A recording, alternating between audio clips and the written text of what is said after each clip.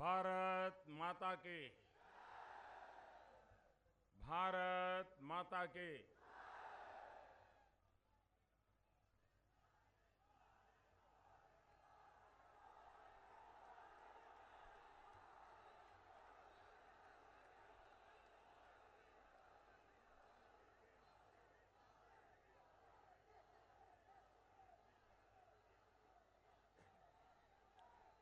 भारत माता के। भारत माता के। थावे थावे माई बाबा भोरे केई पवित्र धरती के नमन करता ने।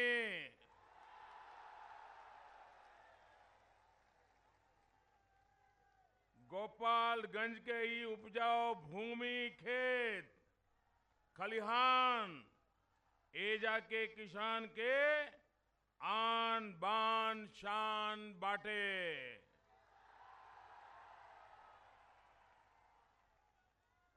एजा के मेहनत कश किसान के बदौलत देश प्रदेश के लोगन के थाली में अन्न का दाना पहुंचेला। रउआ सबके प्रणाम करता ने।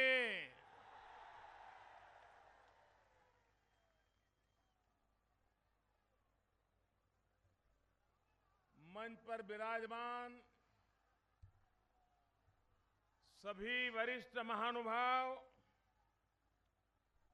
लिस्ट की लंबी है कि मैं सबके नाम नहीं बोलूंगा तो चलेगा ना?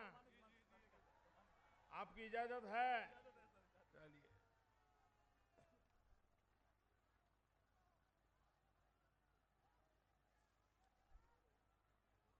इस चुनाव में एनडीए की विजय यात्रा को जिन प्रत्याशियों पर आपके आशीर्वाद बन रहे हैं, ऐसे सभी प्रत्याशी हथुआ से हम पार्टी के उम्मीदवार श्रीमान महाचंद्र प्रसाद सिंह जी, बरौली से भाजपा के उम्मीदवार श्रीमान राम प्रवेश राय, बैंकुटपुर से भाजपा के उम्मीदवार श्रीमान मिथिलेश तिवारी जी, भौरे से भाजपा के उम्मीदवार श्रीमान इंद्रदेव मांझी जी, गोपालगंज से भाजपा के उम्मीदवार श्रीमान सुभाष सिंह जी, कुचई कोते से भाजपा के उम्मीदवार श्रीमान काली प्रसाद पांडे जी और विशाल संख्या में पधारे हुए मेरे प्यारे भाई और बहनों,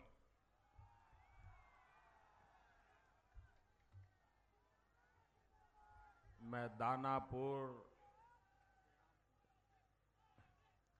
इस गोपालगंज के इलाके में पिछले लोकसभा के चुनाव में भी आया था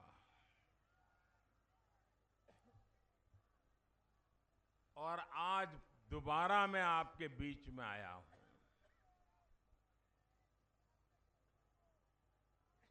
भाइयों बहनों,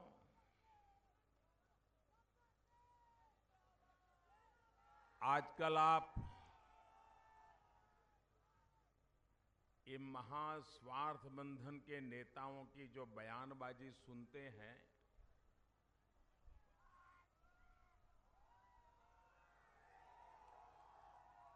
अनाप शनाप जो भाषाएं बोली जा रही हैं और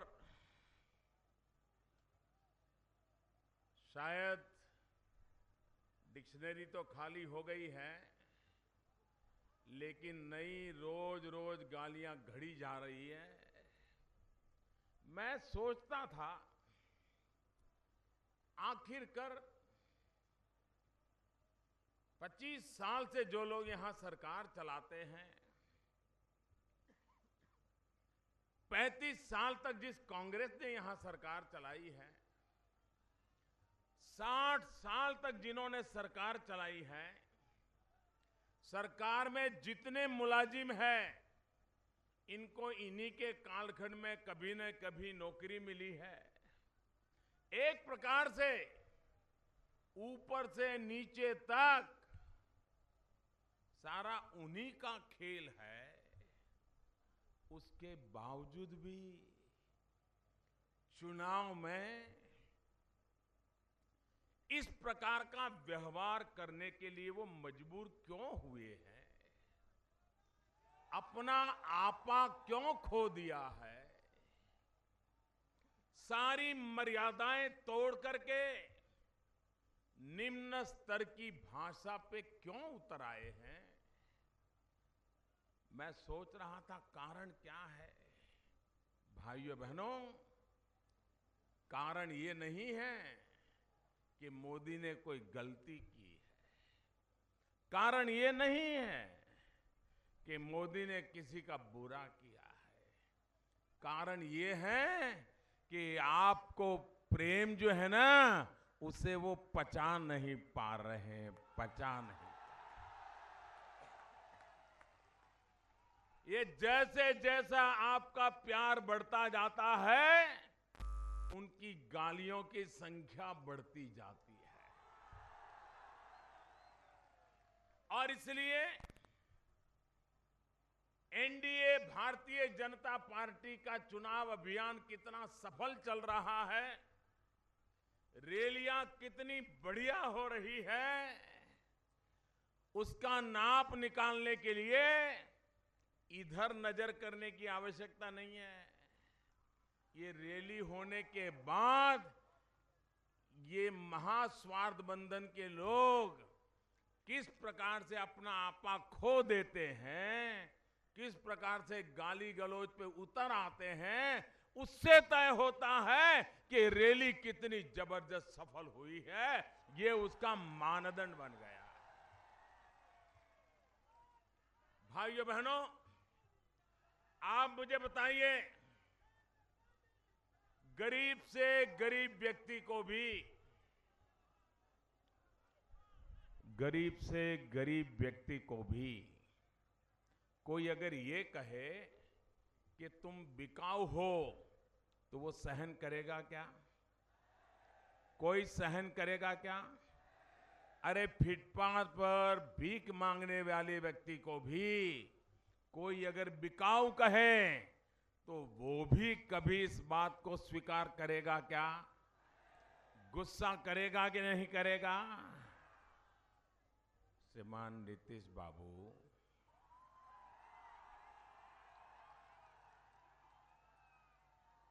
अरे चुनाव में तो हार जीत होती रहती है, ऐसा क्या गुस्सा कर रहे हो?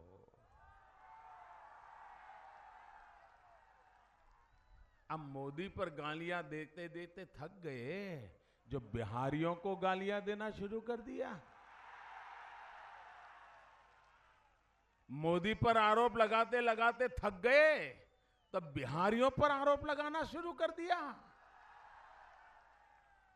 नीतीश बाबू, बिहारियों का यह अपमान आपको महंगा पड़ जाएगा। लेने के देने पड़ जाएंगे, देख लो, लेने के देने पड़ जाएंगे। उन्होंने आरोप लगाया है कि मोदी की सभा में, रैली में जो लोग आते हैं वो पैसों से लाए जाते हैं। आप बताइए, हाथ उठा करके बताइए, झूठ है कि नहीं है? पूरी ताकत से बताइए, झूठ है कि नहीं है? ये आपका अपमान है कि नहीं है? ये बिहारियों का अपमान है कि नहीं है? ये बिहारियों को बिकाऊ कहने का पाप उनको महंगा पड़ेगा कि नहीं पड़ेगा? नीतीश बाबू, अरे मोदी पर जितना जुल्म करना है कर लो, बिहारियों के स्वाभिमान पर चोट मत पहुंचाओ। यह आपको शोभा नहीं देता है।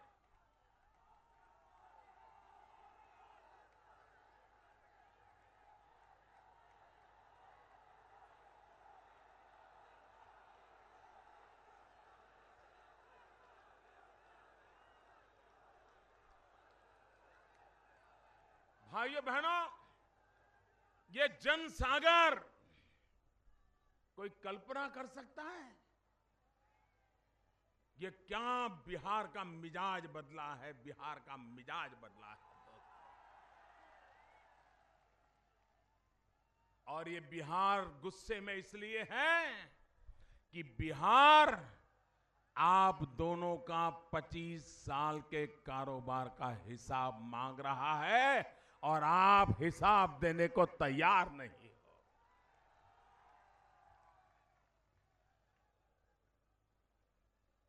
ये गोपालगंज लालू जी का गृह जिला है ना। गोपालगंज को क्या मिला? क्या मिला भाई? इन्होंने जंगल राज के समय इसको मिनी चंबल बना दिया था कि नहीं बना दिया था? इस इलाके को मिनी चंबल बना दिया था कि नहीं बना दिया था? यहां रेलवे स्टेशन पर खुलेआम गोलियां चलती थी कि नहीं चलती थी? यहां माताएं बहनें उनको उन्हीं के सागरी उठा करके ले जाते थे कि नहीं ले जाते थे? अपहरण उद्योग बना था कि नहीं बना था? भाइयों बहनों, एक ही कारोबार हुआ था, अपहरण करो। भाइयों बहनों, गोपालगंज का नौजवान जो सम्मान से जीना चाहता था, पसीना बहा करके पैसा कमाना चाहता था, उसे गोपालगंज छोड़ने के लिए मजबूर होना पड़ा। पूरे बिहार में सबसे ज्यादा नौजवानों का पलायन कहीं हुआ है तो या तो सिवान से हुआ या गोपालगंज से हुआ। मैं पिछले दिनों अबू धाबी गया था, दुबई गया था, तो वहां जो लेबर कॉलोनी बनी है, तो वहां के शासकों से मैंने प्रार्थना की कि लेबर कॉलोनी में मेरे भारत के लोग जो काम कर रहे हैं, मैं उनका हाल देखने जाना चाहता हूं, मेरे गरीब भाइयों को मिलने जाना चाहता हूं। मैं वहां के शासकों का आभारी हूं कि उन्होंने मेरे वहां जाने के लिए व्यवस्था की, मुझे जाने दिया। और वहां मैं सभी मजदूरी करने वाले लोगों को जाके मिला था और हर किसी को पूछता था, कहां से आए हो, कितने साल से हो। भाइयों बहनों, मुझे सबसे ज्यादा जो लोग मिले वो बिहार के मिले, गोपालगंज के मिले, जो मजदूरी वहां कर रहे हैं, जो मजदूरी वहां कर रहे हैं। ये मजदूरी करने के लिए मजबूर किसने किया आपको? अपने बूढ़े माँ बाप को छोड़ करके जाने के लिए मजबूर किसने किया? बिहारी नौजवान को बाहरी किसने बनाया? हमारी सीधी सीधी बात है कि हमें बिहार को ऐसा विकास देना है ताकि बिहार के लोगों को यहीं पर रोजी रोटी मिले। यही हमारा मकसद। आप बताइए, आपका रोजगार के लिए यहां अवसर मिले, ये आप चाहते कि नहीं चाहते? रोजगार कब मिलेगा भाइयों? इनके रहते मिलेगा क्या? ये बड़ा भाई छोटा भाई खुद का करेगा कि आपका करेगा? और बड़े भाई को बेटों के सिवाय किसी में रुचि है क्या? अपने परिवार के बाहर किसी की चिंता है क्या? अरे उनको अपने किसी नेता पर भरोसा है क्या? जेल गए तो बीबी को देके गए। अब जिंदगी जेल में गुजारनी है तो कहते हैं बेटे जल्दी तैयार हो जाओ और ये सब पकड़ लो ताकि मैं आराम से जेल में गुजारा कर लूंगा। ये क्या खेल चल रहा है भाइयों? क्या बिहार को ऐसे परिवारों के हवाले करना चाहिए क्या? भाइयों बहनों, आज इन सारी समस्याओं से अगर समाधान करना है तो हम लोगों के पास और कोई रास्ता बचा नहीं है। एक ही रास्ता बचा है भाइयों बहनों, एक ही रास्ता बचा है और वो रास्ता है बिहार का विकास। बिहार का विकास ही बिहार को बर्बादी से बचा सकता है। बिहार का विकास ही बिहार को बेहाली से बचा सकता है भाई। और इसलिए मैं बिहार के मतदाताओं से एक ही बात कहने आया हूं और मुझ पे भरोसा कीजिए मेरे भाइयों बहनों। लोकसभा में आपने मुझ पे भरोसा किया है, आप विधानसभा में मुझ पर भरोसा कीजिए। मैं आप में विश्वास दिलाता हूं। ये भ्रष्टाचार, ये भाई भतीजावाद, इसको मैं खत्म करके दिखा दूंगा भाइयों, खत्म करके। दिल्ली दिन रात भ्रष्टाचार के कारण बदनाम था कि नहीं था? बदनाम था कि नहीं था? रोज लाखों रुपयों के, करोड़ों रुपयों के घोटाले बाहर आते थे कि नहीं आते थे? देश की तिजोरी से लाखों करोड़ों लूटा जाता था कि नहीं लूटा जाता था? वो पैसा जनता था कि नहीं था? कोयले में से भी रुपये खाए कि नहीं खाए? 2G में से खाए कि नहीं खाए? चारों तरफ लूट मची थी कि नहीं मची थी? आपने मुझे 16 महीने से बिठाया है। 1 रुपये की शिकायत आई है क्या? एक भी आरोप लगा है क्या? ये इतनी गालियां मुझे देते हैं लेकिन अभी तक कभी मुझ पर भ्रष्टाचार का आरोप नहीं लगाया। ये पैसा बच गया कि नहीं बच गया? ये जनता के काम आएगा कि नहीं आएगा? ये देश की सेवा है कि नहीं है? अगर बिहार की भी लूट बच जाए तो बिहार का भला होगा कि नहीं होगा? इसलिए भाइयों बहनों, मुझे बिहार की सेवा करने का अवसर दीजिए। ये लूट फाट मुझे बंद करानी है, ये घर भरने का खेल बंद कराना है, ये तिजोरी लूटने का खेल बंद कराना है। भाइयों बहनों, हालत तो देखिए हमारे देश में, इनकी हालत तो देखिए। अभी टीवी पर कैमरा पे रुपये लेते हुए लोग पकड़े गए कि नहीं पकड़े गए? ये नीतीश बाबू के साथीदार थे कि नहीं थे? उन्हीं की मंत्री परिषद के मंत्री थे कि नहीं थे? क्या ये कम अपराध है क्या? लाखों रुपये कैमरा के सामने लेना ये अपराध है कि नहीं है? लेकिन उनको कोई शर्म है क्या?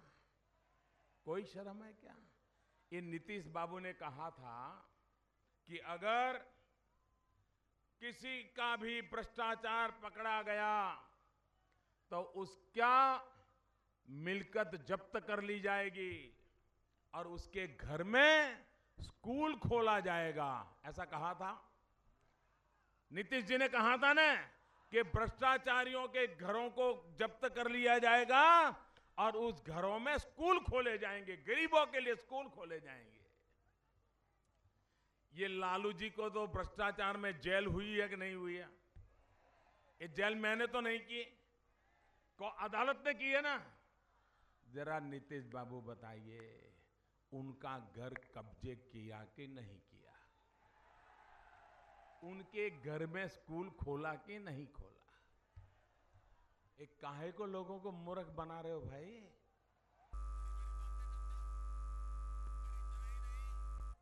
अभी कैमरा के सामने लूट करने वाले पकड़े गए, जेडीयू के मंत्री पकड़े गए, उनके एमएलए पकड़े गए और सौदा कर रहे हैं। अभी से चुनाव के बाद सरकार बनेगी तो तुम्हारा ये काम करवा लेंगे। 5 लाख अभी एडवांस दे दो, एडवांस। बिहार बेचने के एडवांस लिए जा रहे हैं। भाइयों बहनों, क्या बिहार को बेचने देंगे क्या? उनका घर भरने के लिए बेचने देंगे क्या? बिहार को बर्बाद होने देंगे क्या? जरा मैं नीतीश बाबू से पूछना चाहता हूं, आपके मंत्री कैमरे के सामने रुपये लेते पकड़े गए, उनका घर जब्त किया कि नहीं किया? उस घर में स्कूल चालू किया कि नहीं किया? अभी तो आपकी सरकार चल रही है, आपको कौन रोक रहा है? आपके साथियों को भ्रष्टाचार किया है, उनको सजा करने से कौन रोक रहा है? और आप 25 साल में क्या क्या किया है? मैं सूची देख रहा था, मैं जरा हैरान हो गया।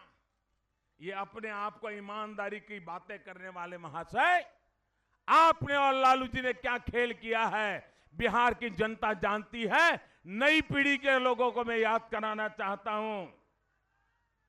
जरा याद कीजिए, अलकतरा घोटाला, दवाई खरीद घोटाला, ट्रांसफार्मर खरीद घोटाला, एस्टीमेट घोटाला, इंजीनियरिंग कॉलेज नॉमिनेशन घोटाला, फर्टिलाइजर सब्सिडी घोटाला, मस्टर रोल घोटाला, राशन किरासन घोटाला, व्याख्याता नियुक्त घोटाला, शराब घोटाला, सिपाही नियुक्ति घोटाला, नलकूप घोटाला, इंदिरा आवास घोटाला, मनरेगा घोटाला, शौचालय घोटाला, कोसी चैनल निर्माण घोटाला, मिड डे मील घोटाला, आंगनवाड़ी घोटाला, मेगा घोटाला, कुलपति नियुक्ति घोटाला, पथ निर्माण घोटाला, पुल निर्माण घोटाला, शिक्षा अभियान घोटाला, टैक्स बुक छपाई घोटाला, कंबल खरीद घोटाला, परिवहन घोटाला, वायरलेस बैटरी घोटाला, बियाड़ा जमीन घोटाला, बुद्ध स्मृति पार्क निर्माण घोटाला, चावल घोटाला, ड्रॉल और डबल पे घोटाला, रेलवे में भी घोटाला। और जिस घोटाला में आपके महाशय को सजा हुई है, वो चारे की तो बात करता ही नहीं हूं। भाइयों बहनों, ये घोटालों की सूची से भरे हुए लोग, क्या और नए घोटाले करने के लिए इजाजत दी जाएगी क्या? ऐसे घोटाले करने वालों को सजा मिलनी चाहिए कि नहीं मिलनी चाहिए? इस प्रकार से बिहार को लूटने वालों को हमेशा हमेशा के लिए बर्खास्त करना चाहिए कि नहीं करना चाहिए? और इसलिए मेरे भाइयों बहनों, ये चुनाव सिर्फ सरकार बनाने के लिए नहीं, ये चुनाव बिहार को लूटने वालों को सजा करने के लिए भी ये चुनाव।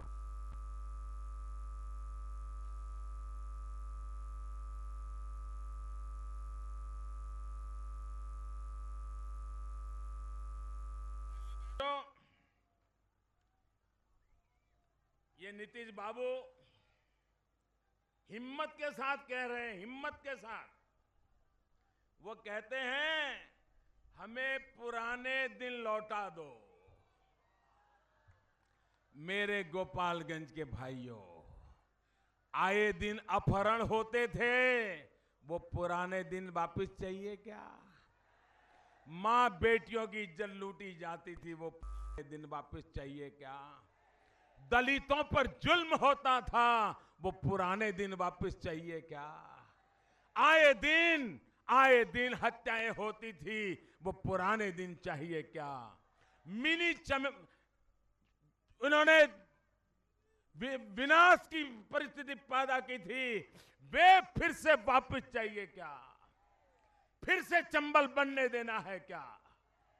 और इसलिए भाइयों बहनों, नीतीश बाबू, आपको कुर्सी के लिए पुराने दिन मंजूर है, बिहार को पुराने दिन मंजूर नहीं है। बिहार को पुराने दिन अरे नीतीश बाबू, कुर्सियां तो आती है जाती है, लेकिन आप बिहार के भविष्य के साथ खिलवाड़ करना कृपा करके बंद कर दीजिए। भाइयों बहनों, कानून व्यवस्था हर प्रकार से देखें, क्या हुआ बिहार को? सिवाय अपराधीकरण क्या हुआ है? अपराध अपराध अपराध। भाइयों बहनों, यह अपराध की जिंदगी बिहार के जीवन को नहीं बदल सकती है और रोजी रोटी नहीं होगी। बिहार के युवाओं को आप कहां कहां धकेल रहे हो? भाइयों बहनों, मुझे बताइए, मैं 3 सूत्री कार्यक्रम कहता हूं, बिहार के नौजवानों के लिए है, बिहार के बुजुर्गों के लिए है, बिहार के मेरे परिवारजनों के लिए है, और जिसमें न कोई जातिवाद का रंग है, न ऊंच नीच का रंग है, न अपने पराये का रंग है। सारे बिहार के लिए जरूरी है, हर बिहारी परिवार के लिए जरूरी है। मेरे 3 सूत्री कार्यक्रम है। एक है पढ़ाई। बिहार के गरीब से गरीब बच्चे को अच्छे से अच्छी, सस्ते से सस्ती शिक्षा मिलनी चाहिए कि नहीं मिलनी चाहिए? पढ़ाई का अवसर मिलना चाहिए कि नहीं मिलना चाहिए? मिलना चाहिए कि नहीं मिलना चाहिए? भाइयों बहनों, मुझे वो काम करना है। अगर बिहार के नौजवान को अच्छी और सस्ती शिक्षा मिली तो कभी उसके माँ बाप को जमीन गिरवी रखने की नौबत आएगी? मकान गिरवी रखने की नौबत आएगी? बहु बेटियों की अमानतें गिरवी रखने की नौबत आएगी? भाइयों बहनों, इसलिए मैं कहने आया हूं, बिहार को अच्छी पढ़ाई के लिए विकास वाली सरकार चुनिए, ये मैं कहने आया हूं। दूसरी मेरी बात है कमाई। बिहार के हर मां बाप ये चाहते हैं कि नहीं चाहते कि अब बेटा बड़ा हो गया है, कुछ कमाई करे? चाहते कि नहीं चाहते? बिहार का नौजवान स्वाभिमान से जीने के लिए खुद की कमाई पर अपने पैरों पर खड़ा रहना चाहता है कि नहीं चाहता है? बिहार का 20-25 साल का कोई नौजवान सुबह उठकर के पिताजी से 5 रुपया मांगना पड़े तो उसको दुख होता होगा कि नहीं होता होगा? स्वाभिमान से जीने के लिए बिहार के नौजवान को अवसर मिलना चाहिए कि नहीं मिलना चाहिए? भाइयों बहनों, उसके लिए बिहार के नौजवान के लिए कमाई चाहिए। कमाई, मेहनत की कमाई चाहिए, मेहनत के लिए अवसर चाहिए। वो अवसर तलाश रहा है और सरकार उसे अवसर नहीं दे रही है। मुझे बताइए, उद्योग नहीं लगेंगे तो रोजगार मिलेगा क्या? सच्ची बताइए, मिलेगा क्या? रोजगार नहीं मिलेगा तो बिहार के नौजवान का स्वाभिमान बचेगा क्या? भाइयों बहनों, अगर बिहार में उद्योग लगाना है तो बिजली के बिना उद्योग लगेगा क्या? बिना बिजली को उद्योग लगेगा क्या? चाहिए कि नहीं चाहिए? चाहिए कि नहीं चाहिए? बिजली आएगी तो उद्योग आएगा।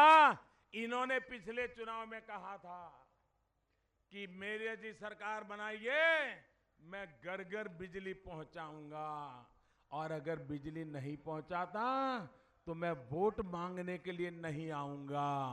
वो वोट मांगने के लिए आए कि नहीं आए? बिजली आई? बिजली आई? नहीं आई ना? आपको वादा किया था, वादा किया था, आपसे धोखा किया, धोखा किया, वादा तोड़ा, आप उनसे नाता तोड़ोगे, नाता तोड़ोगे। भाइयों बहनों, और इसलिए मैं कहता हूं, बिहार को बिजली चाहिए, 24 घंटे बिजली चाहिए ताकि उद्योग लगे और बिहार के होनहार नौजवानों को रोजगार मिले। इसलिए मेरे भाइयों बहनों, मैं चुनाव में आपसे पढ़ाई के लिए, कमाई के लिए वोट मांग रहा हूं। और दूसरा, बुजुर्गों को दवाई के लिए। बुजुर्गों को दवाई सस्ती मिलनी चाहिए कि नहीं मिलनी चाहिए? बुजुर्गों को डॉक्टर मिलना चाहिए कि नहीं मिलना चाहिए? बुजुर्गों के लिए दवाखाना होना चाहिए कि नहीं होना चाहिए? और इसलिए मेरे भाइयों बहनों, इस चुनाव में मैं परिवारों के लिए पढ़ाई, कमाई और दवाई, ये 3 सूत्र की बात कर रहा हूं। और बिहार के लिए बिजली, पानी, सड़क की बात कर रहा हूं। किसान को पानी मिले, मिट्टी में से सोना पैदा कर देगा। बिहार को बिजली मिले, कारखाने लग जाएंगे। और बिहार को सड़कें मिले, बिहार प्रगति की दिशा में आगे बढ़ जाएगा। और इसलिए मेरे भाइयों बहनों, बिहार के विकास के लिए एक ऐसी सरकार चुनिए जिसका एकमात्र एजेंडा है विकास। पिछले दिनों विकास की बहस करने की उनकी ताकत नहीं थी, विकास के लिए कुछ कहने को था नहीं, 25 साल के हिसाब में विकास की बात नहीं थी। तो हम जब विकास विकास विकास कर रहे थे तो वो आरक्षण आरक्षण की माला जप रहे थे। और जब मैंने थोड़े दिन पहले उनके पापों का चिट्ठा खोल दिया तो तिल मिला गए हैं, तिल मिला गए हैं। और अब तो खुलेआम मैं कहता हूं, 24 अगस्त 2005 पार्लियामेंट के अंदर हिंदुस्तान का लोकतंत्र का मंदिर, संसद के अंदर श्रीमान नीतीश बाबू ने ये अपने इरादे साफ कर दिए थे। मैंने आरोप लगाया था कि ये सारे लोग दलितों में से 5% आरक्षण चोरी करना चाहते हैं, आदिवासियों से 5% आरक्षण चोरी करना चाहते हैं। ये लोग अति पिछड़ों का 5% आरक्षण चोरी करना चाहते हैं, पिछड़ों का 5% आरक्षण चोरी करना चाहते हैं। और भारत के संविधान निर्माताओं ने मना किया था कि संप्रदाय के आधार पर आरक्षण मत कीजिए। ये लोग दलितों का, औरों का चुरा चुरा करके संप्रदाय के लोगों के आधार पर आरक्षण बांटना चाहते हैं। ये जब मैंने कहा तो तिल मिला चुके, तिल मिला गए। लेकिन आज मेरे पास 24 अगस्त को उन्होंने पार्लियामेंट में जो भाषण किया था उसका दस्तावेज मेरे पास मौजूद है। यही बात उन्होंने कही थी कि दलितों का, महादलितों का, आदिवासियों का, पिछड़ों का, अति पिछड़ों का आरक्षण में से हिस्सा निकाल करके संप्रदाय के आधार पर आरक्षण दिया जाए। ये उन्हीं का भाषण है। उनको मैं चुनौती देता हूं, हिम्मत हो तो जवाब दे, जवाब मांगिए बिहार के मेरे भाइयों बहनों। इतना झूठ बोलते हो और हल्की फुल्की बात करके भाग जाते हो। ये खेल लंबा नहीं चलने वाला है। भाइयों बहनों, मैंने गरीबी को देखा है। इन दिनों मुझे कह रहे हैं कि मोदी जी ने अपना प्रोफाइल बदल लिया।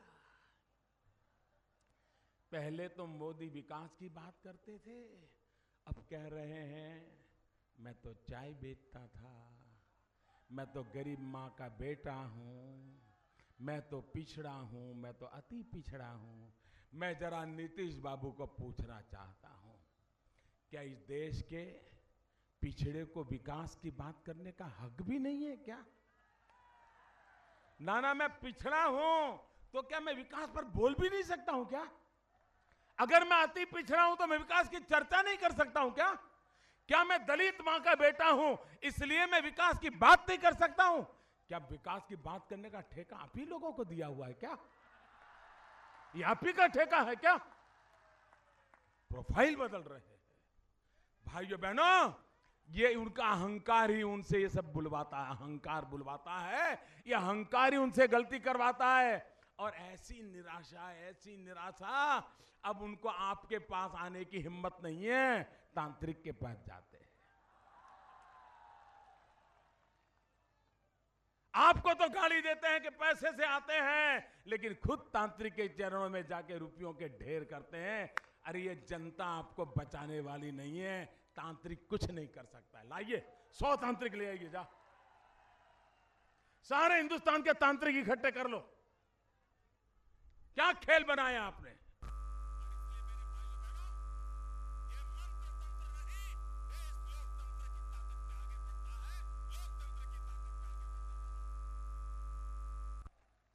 हमारा भरोसा जनता जनार्दन में है, हमारा भरोसा आप पर है।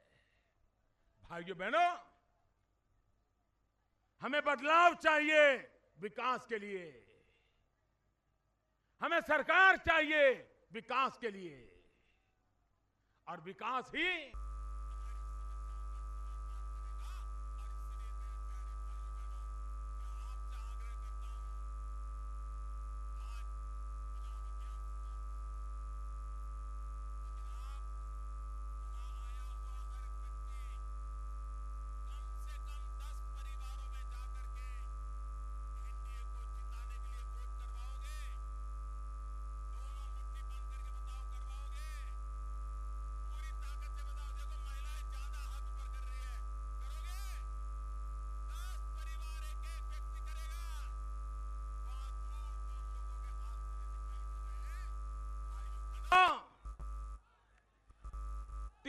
चरण का मतदान, 3 चरण का मतदान रिकॉर्ड ब्रेक हुआ है, लेकिन चौथे चरण वालों ने तो तीनों चरण से ज्यादा वोट करके,